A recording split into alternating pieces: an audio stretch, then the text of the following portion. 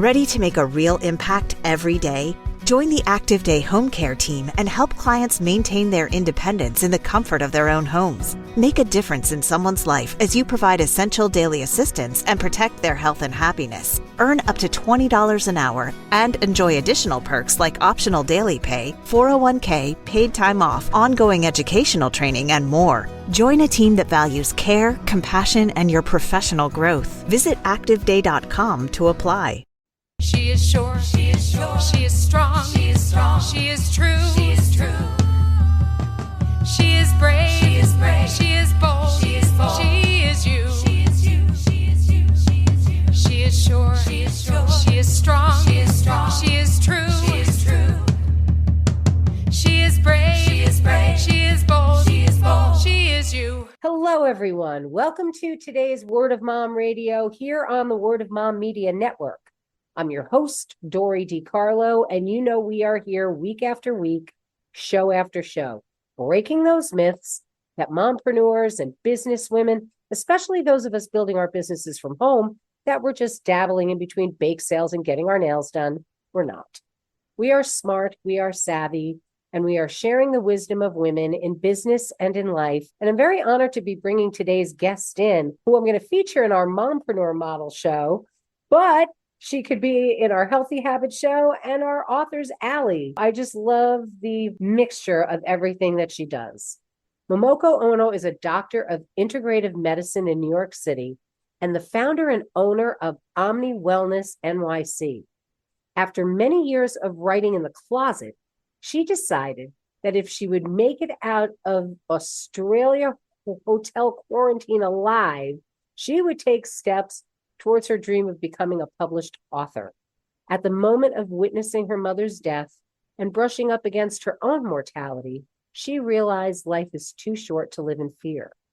Momoko weaves in elements of healing from her experience as a medical practitioner through her stories. Although life hasn't always been easy, through adversity and challenges, she has found resilience and strength, which she wishes to share with her readers. I read your book, 14 Days, and it's just a really amazing book. It hit me on a lot of different levels. I'm so happy to welcome you to Word of Mom Radio, Momoko.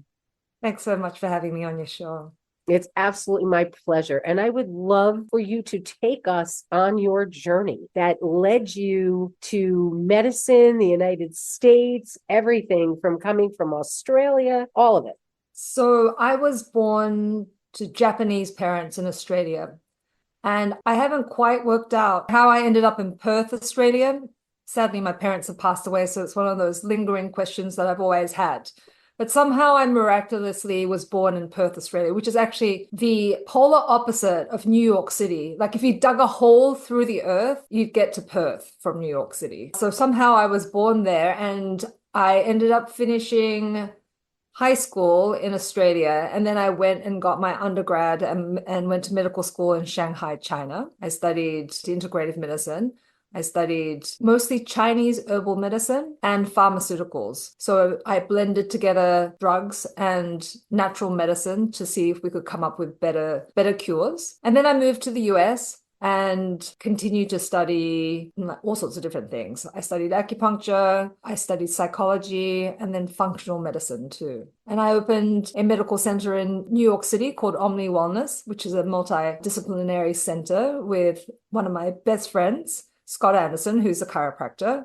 And we offer all sorts of different types of holistic modalities in our office. Awesome. How long has that been open? I think since 2008, I believe. Wow. So how did you go from that to now deciding that's it? You are going to write this book about the 14 days. Explain what the 14 days was all about.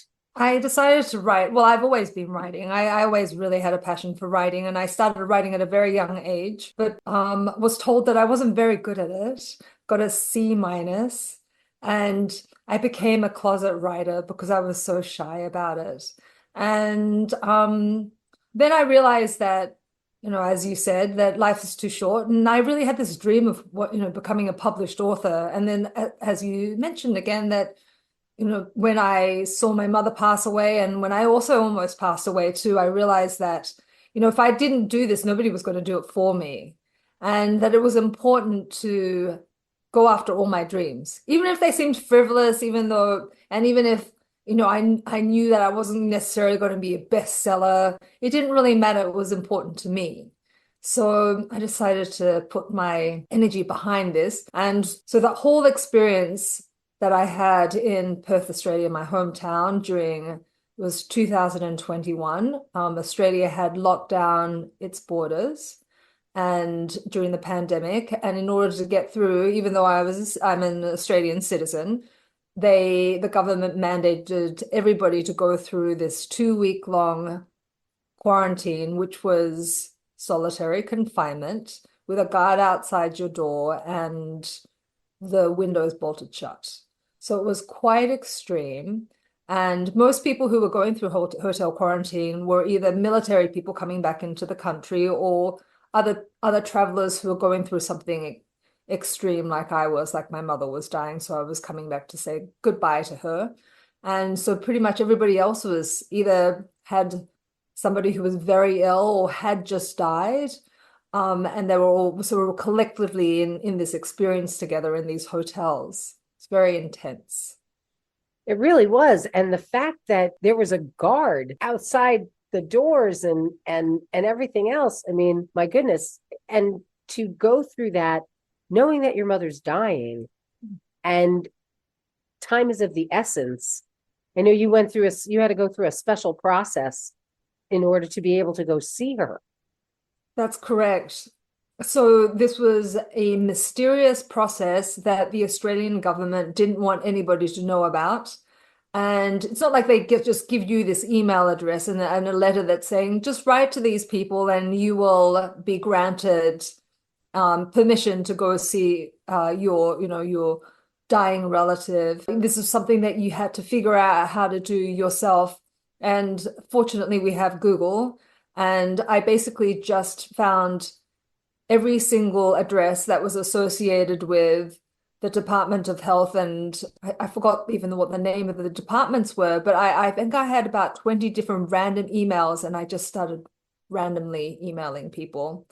And then I finally found somebody who responded. It's amazing because, as you talked about in the book, for some people, it didn't happen in time because it really did seem a little random the way they would decide to do things. Yes, and they changed the rules apparently all the time. So I actually asked these questions when I got out and I was in the hospital visiting my mum. It was like a 15-minute walk I had from the car to where my mother's room was. And there was this nurse that I had who had been assigned to me and I was communicating with. Oh, actually, he wasn't assigned to me. He was assigned to my mother. And so I was communicating with him. And when I got there, I asked him how many people, because he had been the head of this department in the last year and a half. He said he had only seen about 20 people who actually were able to see their dying loved ones. And this is a hospice care.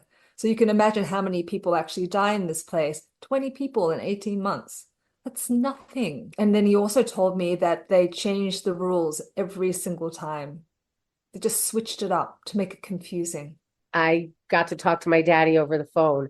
Well, he got to hear me because he didn't really speak. He had Alzheimer's and had developed COVID. And every time I talked to them, I just like, look, whatever's going to happen with my dad is what's going to happen with my dad. Just please be safe. You have families you're going home to. It was a very, very different time. And I mean, I got handed my daddy's ashes in a box in a bag at a time where you couldn't even have a funeral. Oh, God. So, yeah. So, we all went through so much. And you talk about it in the book about people that had to go through those hotel quarantines, the psychological stuff that they're still dealing with. Yes, it's unfortunately long-term effects. I feel very fortunate that I came out of the other side in one piece, but not everybody was so lucky. There are many people that committed suicide and and there's other people who've had long-term depression and anxiety.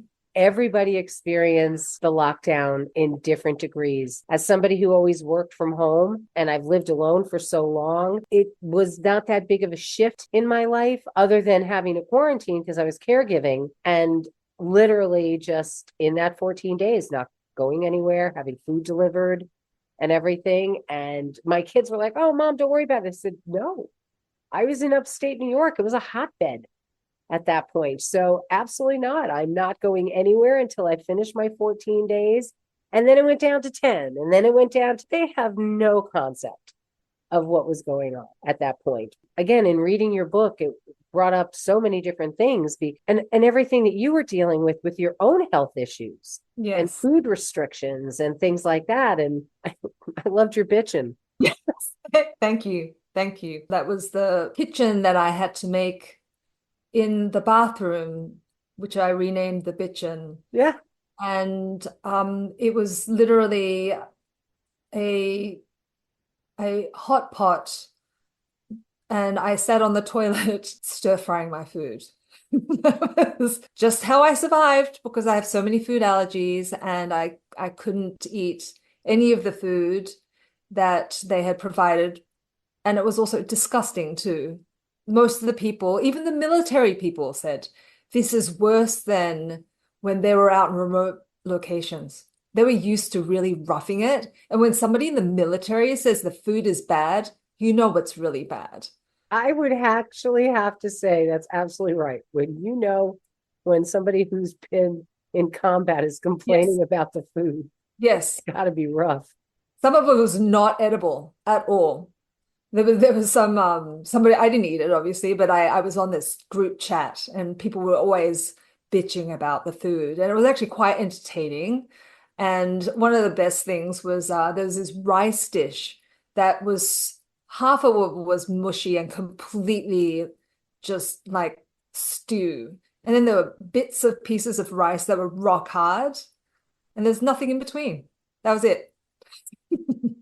And you came out the other end. Somehow we all came out the other end.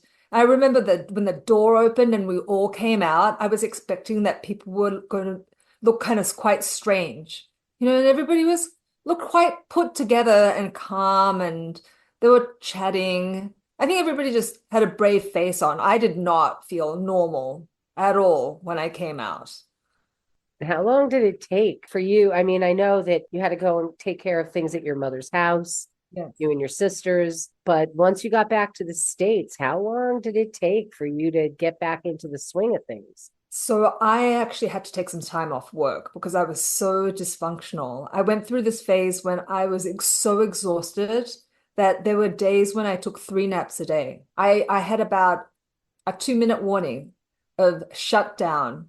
My system is shutting down and I needed to get into bed. And there was nothing that I could. If I were in a supermarket or, outside, I would probably have just closed my eyes and keeled over. That's how exhausted I was.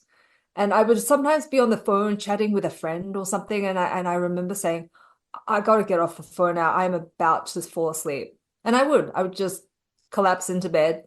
And then a couple of hours would go by and I'd get up and I'd feel okay. And I'd be up for a couple of hours and then repeat the whole thing. Good for you that you honored your body and listened. So many of us push through those things and don't take time to listen when our body is saying, you need rest. Yes, but I really didn't have a choice. There was no way I would have been able to keep myself up. I felt like someone had injected me with anesthesia. That's what it felt. It was very intense. That is intense. Yeah. I want to take a break right now and say thank you to our sponsors, because when we come back, I want to talk about the Wellness Center. I want to talk about your new business. So we'll be back here in just a moment on Word of Mom Radio.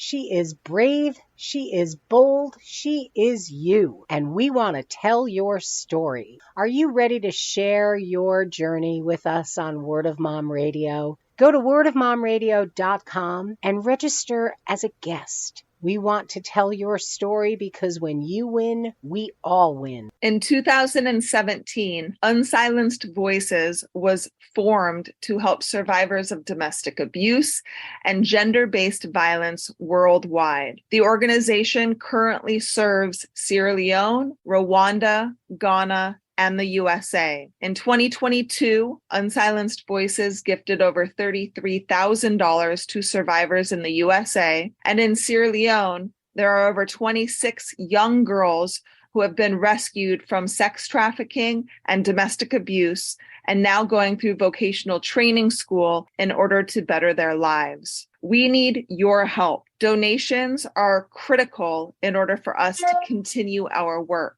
We also need volunteers to help with research and development. Please visit unsilencedvoices.org for more information. And we're back here on Word of Mom Radio. We are talking with Momoko Ono, who is a doctor of integrative medicine and an author. And you've started a new business, Indija Gourmet. And I would love for you to talk to us about that. Yes. So Indija Gourmet is a pureed food business specifically designed for people who have swallowing difficulties. And it's quite common, unfortunately, swallowing problems. I think there's 15 million people in the US who are diagnosed with dysphagia. And, food is a way that we connect and express love and enjoy life.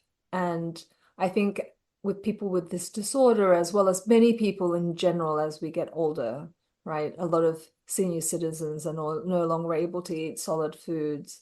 And my business partner and I, she's a chef, and we decided that, and also just watching, she lost her mom, and I've lost all the people around me too, both my parents and grandparents, and wanting to be able to connect with them, showing them how much I cared.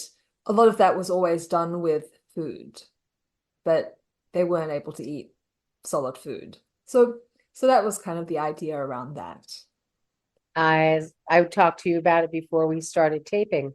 My aunt, who actually just passed away because she choked to death, she actually had that kind of an issue. Yeah. And I would puree all of her foods.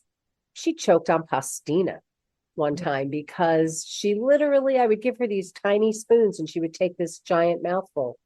And I'd look at her and be like, what am I giving you a little spoon for?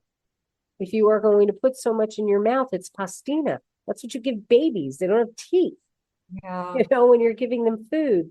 And unfortunately for her, it happened really fast. I would get really creative. I would puree everything, but I'd make beef stew, and I would just tell her, think of it as a bisque. Yes. Think of it as a bisque. And I would try, soft things, little things, tiny little couscous that I would throw in there. So she felt like she had some kind of texture, because it gets frustrating. Me personally, when it's your time to go, it's your time to go. It's sad to me that it was that way, but she loved to eat. So she died doing something that she loved. You gotta find a way to work through it, because I literally had just left her house 18 minutes before she started to choke and called 911. Oh no. So, yeah, literally. Yeah. And you know what? She called at 3:03. They got there at 3:09 and she was already gone. So it was very fast. Yeah. So I think what you're doing is so important, because it's very frustrating for people that have to eat soft food in feeling like nothing's good. It's hard to make it taste good and then also look good too. Right. So our priority is to make the food look like real food, and also to have some texture as well, like exactly the way that you had experimented, to make it easy to swallow, but throw in little bits of texture in there so it doesn't feel like you're just eating mush. Right.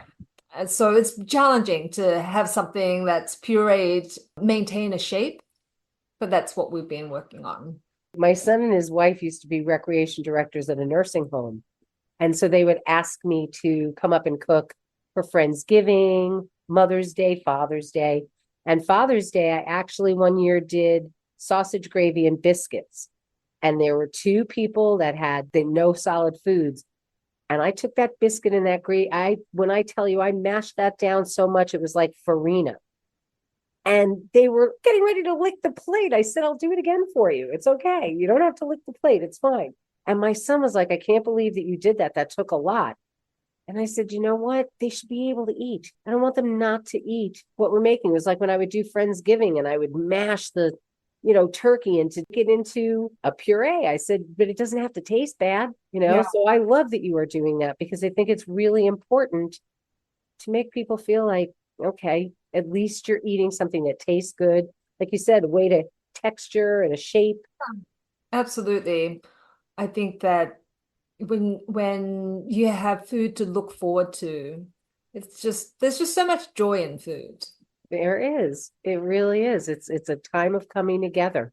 I have to ask you, how are you balancing? We always talk about the balancing act, and it's really a juggling act. How are you managing as a single mom, as an entrepreneur, as a doctor, as all of these different things that you are doing? I think that I have learned how to do things very quickly, but also I think I move through things fairly because I'm doing so many different things at once. There's only so much I can really get done in a week too.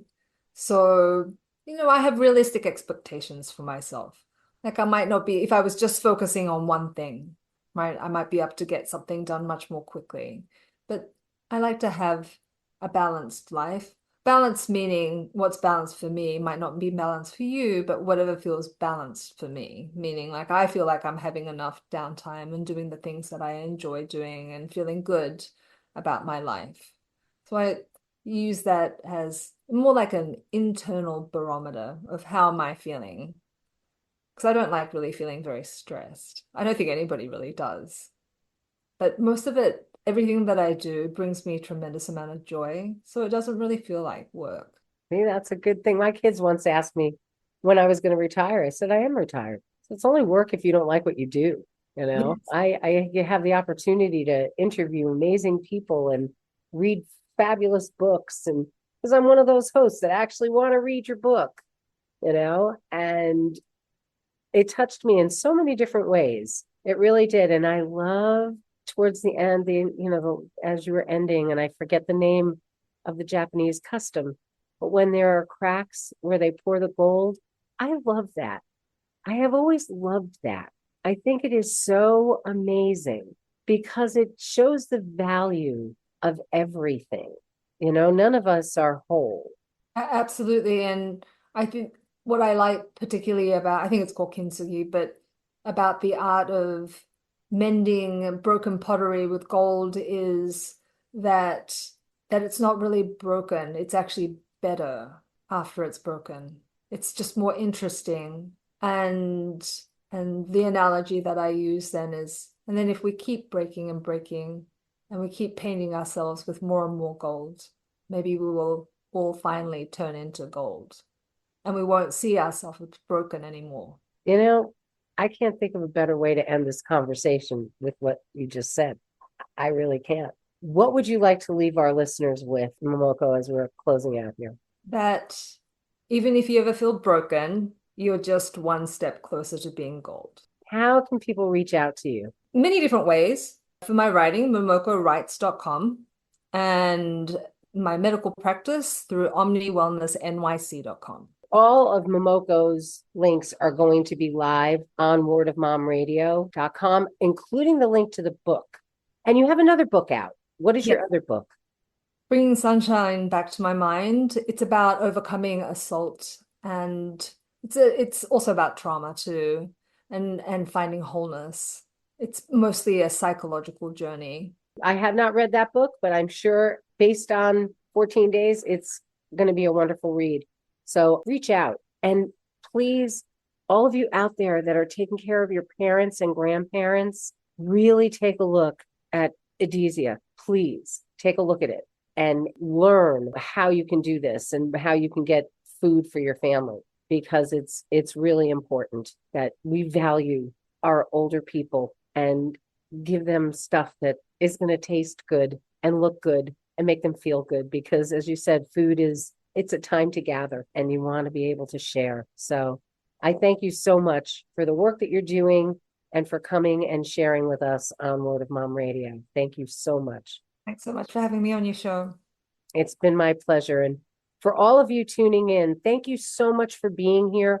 We're going to close out with our fabulous theme song from Smith Sisters and the Sunday Drivers. So till next time, this is Dori DeCarlo saying go out and create a marvelous you. Bye for now. She is sure. She is sure. She is strong. She is strong. She is true. She is true. She is brave. She is brave. She is bold. She is bold. She is you. She is you. She is you. She is you. She is sure. She is sure. She is strong. She is strong. She is true. She is true. She is brave. She is brave. She is bold. She is bold. She is you. She is you. She is you. She is you. Sure of herself, yeah, she takes care of biz. Powerful and strong, yeah, she knows who she is. Has integrity, woman strong and true. You know her by name, see this woman is you. She is sure. She is sure. She is strong. She is strong. She is true. She is true. She is brave. She is brave. She is bold. She is bold. She is you. She is you. She is you. She is you. She is sure. She is sure. She is strong. She is strong. She is true. She is true. She is brave. She is brave. She is bold. She is bold. She is you. She is you. She is you. She is you. Adds value and hope. Has proved to be brave. See, it's never too late. Never time to behave. Reaching for dreams. Doesn't matter the age. Believes in herself. Unleashed from her cage. She is sure. She is sure. She is strong. She is strong. She is true. She is true. She is brave. She is brave. She is bold.